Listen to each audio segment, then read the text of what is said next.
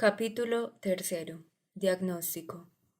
Llegados a este punto, para aclararle del todo el caso al lector, hay que requerir de él un poco de paciencia y pedirle que atienda a un capítulo tomado de la fisiología del entendimiento. Después de que haya conocido con nosotros el cuadro clínico, entenderá fácilmente esta pequeña disquisición. ¿Cómo trabaja el entendimiento sano? Tomemos de nuevo ese caso cotidiano que ya nos ha servido en repetidas ocasiones, el cuarto de libra de queso. Trasladémonos al taller de pensamiento de su comprador. Hay dos posibilidades. O bien ha salido de casa con la intención de comprar el queso, o bien esa intención le ha venido solo al pasar por delante de la tienda. Ambos casos tienen algo en común, a saber, que el queso que acaba comprando es un pedazo de queso muy determinado, no otro. ¿Cuándo se ha convertido en este pedazo concreto? Por lo menos en el instante en que fue cortado por el vendedor. Quizá ya antes, quizá en uno de los casos ya en el momento en que al pasar por delante del escaparate vio el trozo de queso y le entraron ganas de él. ¿Qué era antes? Nada. Y en el otro caso, al salir a la calle con la intención de comprar queso, ¿no era entonces queso en general aquello en lo que pensaba? No, pues el pensamiento de comprar un pedazo de queso cualquiera solo podía acudir a él por tener en la lengua, al pensarlo, el recuerdo de un pedazo de queso muy determinado que, pongo por caso, había comido ayer. También ahí era el concepto universal de un pedazo de queso cualquiera, tan solo el eslabón intermedio entre el queso concreto del cual todavía se acordaba su lengua y ese otro queso determinado que luego encontró en la tienda. Este eslabón intermedio del queso en general puede estar presente, tal como enseña el caso de la compra repentina, no necesita estarlo. Que esté siempre presente también en el último caso es una afirmación infundada. ¿Qué es lo que da lugar a ella? Una sencilla observación, tan sencilla que apenas vale la pena hablar de ella. El queso recordado, el deseado y finalmente el comprado no se parecen. Incluso pueden ser muy distintos, algo lo son siempre. Así pues, tiene que haber un tercero que los enlace. Esta necesidad de un tercero ha pasado a asociarse al concepto universal que a ratos se halla efectivamente presente como eslabón intermedio, de un queso en general. Este último lo hay siempre, asegura la filosofía desde hace milenios, aunque no se perciba. Este queso en general es la idea de queso, lo que el queso auténticamente es. En realidad, ningún ser humano ha visto nunca este queso ideal, que siempre es. Se desvanece en el aire tan pronto como se lo quiere considerar detenidamente. Solo es una línea auxiliar mediante la cual intentamos unir esos dos puntos, el queso de ayer y el de hoy. A la verdad, durante el tiempo en que se movía a lo largo de esta línea auxiliar, el queso no se asemejaba a un queso en general, sino que hasta el instante en que el queso de hoy fue descubierto en el escaparate, se parecía al de ayer. ¿Cómo acontece entonces en este a todas luces decisivo punto de la línea auxiliar el paso de ayer a hoy? ¿Es realmente la eternidad exenta de tiempo la mediadora necesaria entre dos puntos separados en el tiempo? ¿Qué es lo que ha ocurrido en realidad? He desviado la imagen de mi deseo, la cual hasta ese instante aún se asemejaba a una imagen concreta de mi recuerdo, a la imagen mostrada ahora en el escaparate. Lo que queda en vista de toda esta transformación, si la contemplamos libres de prejuicio, no es nada más que la palabra queso, aunque ¿realmente es esto tan solo una palabra, un mero nombre? Sí, meramente un nombre. Todo lo demás ha cambiado, queda el nombre. De momento simplemente comprobamos esto, pero ¿qué se ha ganado con esta comprobación? Pues bien, de entrada, seguramente que nadie caiga ante el nombre de la tentación de pensar que él es la auténtica esencia de la cosa. No se querrá afirmar que el queso es la palabra queso. Aún así, la palabra es lo único permanente, lo único de lo que cabe decir que fue, es y será. Todo lo demás o fue o es o será. Solo el nombre es ayer, hoy y mañana, y el nombre no es la cosa. Sucede algo similar en el caso de la propuesta de matrimonio. Entre la decisión de formular la petición y la aceptación final, o también las calabazas finales, siempre hay un tiempo. Este tiempo puede verse reducido al máximo, como con Romeo y Julieta en el caso de un amor a primera vista. Puede extenderse durante un largo trecho, si por ejemplo la propuesta viaja en carta por mar y regresa. Quizá incluso durante años. La guerra probablemente ha sido causa de situaciones semejantes en que una pausa artificial ha separado durante años la pregunta de la respuesta, pero siempre requiere tiempo. Y porque requiere tiempo, es inevitable que la respuesta sea dada por un ser humano que ya no es el mismo del instante de la pregunta del otro, y que sea recibida por un ser humano que ya no es el mismo del instante de la propia pregunta. Hasta dónde puedan llegar estos cambios es algo que en absoluto puede preverse. Aún admitiendo que entre la pregunta y la respuesta solo fueran mínimos, hay que reconocer que ambas, pregunta y respuesta, se refieren por su contenido a todo el tiempo de vida siguiente, y que en ese tiempo subsecuente van a suceder cambios tanto en quien preguntó como en quien respondió. Esto no podrían negarlo, ni siquiera ponerse a pensarlo, ni siquiera los amantes a primera vista, ni siquiera Romeo y Julieta. Pero no paran mientes en ello. Ni en general se piensa, ni al formular la petición, ni al dar la respuesta, en estas posibilidades de cambio.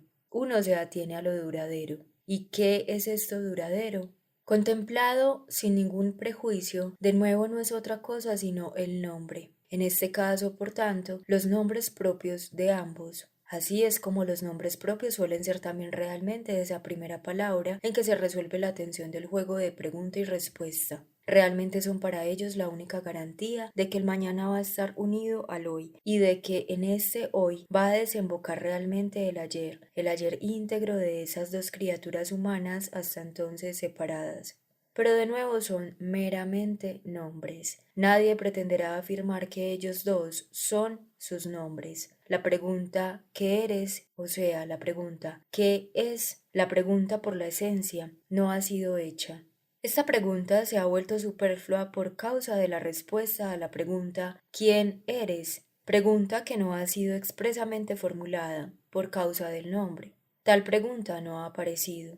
O si en el caso de largo intervalo de tiempo la pregunta hubiera surgido, pese a todo, en forma de atormentadas dudas sobre la posibilidad de que un ser humano, esto es, un ser humano cualquiera, pueda seguir siéndose fiel a sí mismo de manera que le siga siendo fiel al otro, dicha pregunta queda resuelta en el preciso instante en que el lugar del cualquiera pasa a ocuparlo de nuevo mediante el nombre alguien bien determinado.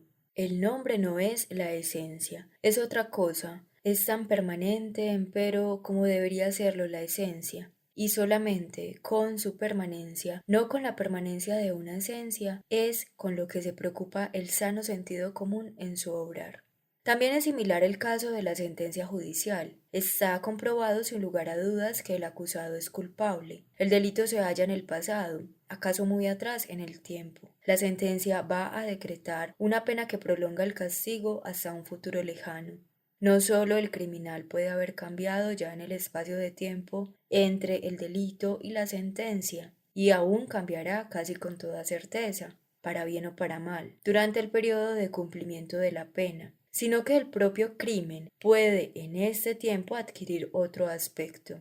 En un futuro puede llegar a aparecer como más o menos grave, incluso puede, por ejemplo, el crimen político ser alabado en breve como acto heroico.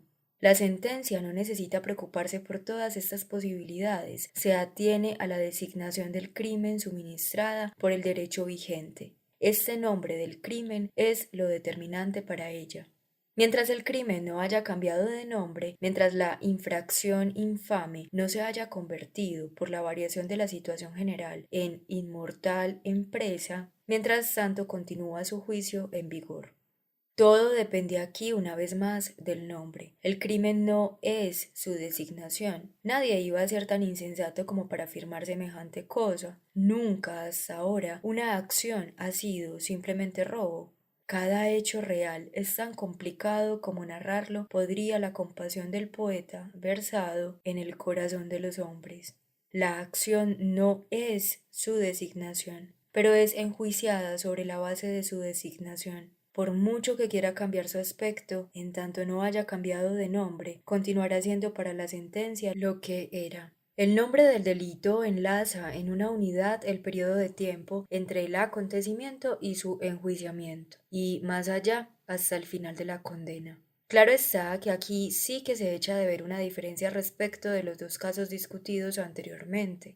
El nombre mismo no es aquí simplemente institución humana, pues eso lo es igualmente en los demás casos, sino que es establecido, no del todo, pero sí en parte, solo en la aplicación. Todo juez tiene algo de legislador. Nombra la acción no solo con una denominación ya dada para el crimen, sino que además determina en parte que esta acción es dicho crimen. ¿Cómo sucede esto? ¿Acaso pregunta qué es esta acción propiamente? Podemos tener la certeza de que, si preguntara de este modo, encontraría en dicha acción, justo como el poeta, cualquier cosa menos que ella sea un crimen o incluso este crimen concreto. Al contrario, no hace otra cosa que nombrarla con el nombre del crimen, solo que este nombre tampoco es aquí para él mismo un nombre inmutable. Solo eso distingue su nombrar de las denominaciones en los otros dos casos. La acción no es aquí su denominación, igual que allí la cosa tampoco era su palabra, ni el ser humano su nombre propio. Pero la designación es, aunque aquí solo muy relativamente, lo que permanece. De todos modos, se entiende que el sano sentido común pueda en este último caso perder el norte y trastornarse con más facilidad que en los dos anteriores, y ese trastorno suyo puede que nos revele lo que quizá ha sucedido con él también en los otros casos. ¿Qué le sucede al juez? Debía dictar una sentencia. En vez de dictarla, se enmaraña en la red de la pregunta: ¿existe eso que llamamos crimen? Pues si soy yo mismo el primero que atribuyo en mi sentencia la designación de crimen a unos hechos tan extraordinariamente intrincados, y no solo intrincados, sino constantemente cambiantes en su significado para los demás y hasta para su propio autor, ¿es entonces la acción un crimen? ¿Qué es propiamente? Está claro lo que le empuja a hacerse semejante pregunta. Sabe que tiene parte en la denominación del hecho. Al parar mientes en esta participación suya, el resultado, la denominación del crimen, se le vuelve incierto. Piensa que, al igual que lo ha llamado así, bien podría, de la misma manera, no haberlo llamado así. Puede imaginarse que un buen día quizá ya no lo llamará así. La firmeza de la designación, la confianza en el nombre, empiezan a tambalearse para él. Ahora busca lo estable en el propio fenómeno, en los hechos, en lo que ha sido hecho, incluido su autor. Y dirige hacia estos hechos la pregunta desesperada que busca algo estable, algo permanente, que busca una esencia, ahí donde la realidad, ¿qué le vamos a hacer?, no quiere mostrar nada permanente. La pregunta ¿qué es? Es natural que ahora le nazcan respuestas, bellas respuestas teóricas sobre la esencia del crimen, respuestas que tienen todas en común no designar ya este crimen concreto, sino, en el mejor de los casos, el crimen en general, enfermedad, pecado, error, secuela de las condiciones sociales, todas ellas respuestas que dadas cada una por separado en el momento y en el lugar adecuados por el médico, por el eclesiástico, por el profesor, por el hombre de Estado, quizá no carecían de sentido, y que únicamente aquí, únicamente a él que pregunta, no le son de ninguna ayuda. Pues él debe dictar sentencia, él es juez, está perdido si deja de confiar en la palabra significante que está encargado de pronunciar. Solo puede juzgar mientras guarde la particularidad de los hechos a la que tiene que añadirse la designación. Pero la pregunta ¿qué es? Le hunde a aquella particularidad en el concepto universal de una esencia cualquiera. El resto es, en todo caso para el juez, silencio. La firmeza del nombre, la única que le estaba dada por el modo tangible, se ha convertido para él en algo que despierta su recelo. Al buscar ahora lo estable en las cosas le han sumido en la oscuridad de la esencia. Es una forma de la enfermedad que conocemos. Más raras que esta forma, cuyas víctimas corretean innumerables por el mundo, son las otras dos, pues mientras que ese no saber a qué atenerse a propósito del obrar razonable, a propósito de la vida pública en todas sus facetas, puede sobrevenirle alguna vez casi a todo hombre, es más, que la insensatez es quizá más frecuente en este terreno que la sensatez. Sin embargo, en la vida privada de los seres humanos sucede algo equivalente relativamente poco. menos aún proporcionalmente en el conocer, quiero decir, en el efectivo y real conocer cotidiano, pues sin duda se consideraría que es un estrafalario morboso aquel que, por seguir con nuestros ejemplos, prefiera no casarse al no estar suficientemente seguro de sí mismo, ni tampoco poder estarlo nunca, después de todo, del amor de su amada. Su posición es naturalmente incontestable al establecer dicha afirmación. Si se fija de manera aislada en los hechos humanos que vienen al caso, si los excluye del ámbito de poder del dejar al tiempo las cosas, entonces no hay nada que replicarle, pues lo único sólidamente tangible a lo que se atiene en semejante caso la persona sana, a saber, los nombres propios, no es que entren en vigor, como la designación judicial del crimen, solo en el instante de su aplicación. Pero aún así, ellos no son de por sí más que nombres arbitrarios, dados una vez por los padres.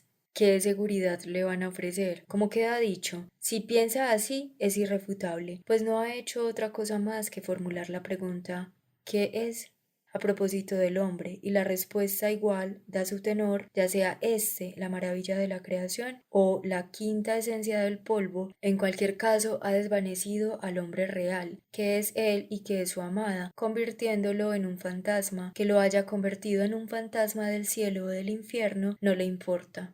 No se puede convivir ni como ángel ni como demonio, ni tampoco junto a un ángel o junto a un demonio. Si este ángel y este demonio, como suponemos aquí, solo representan un ángel o un demonio en general, es decir, la respuesta a la pregunta ¿qué es? Que pregunta por la esencia del hombre. Si toda persona sana ve ya en este preguntador a un enfermo, y la mayoría de los seres humanos está aquí sana, la situación es ahora mucho más sencilla en el último de los casos, el que al inicio era el primero. Con toda probabilidad, este se da exclusivamente en la teoría. Apenas va a suceder en la vida real que el comprador del mencionado cuarto de libra de queso desista de su propósito por no poder demostrar la identidad del trozo que está a la venta con el pedazo que quiere comprar. Únicamente al filósofo e incluso a él solamente en su estudio y no ya cuando sale a la calle para procurarse su cena, se le ocurrirán semejantes pensamientos. Ellos serían irrefutables. En cuanto pregunta ¿qué es?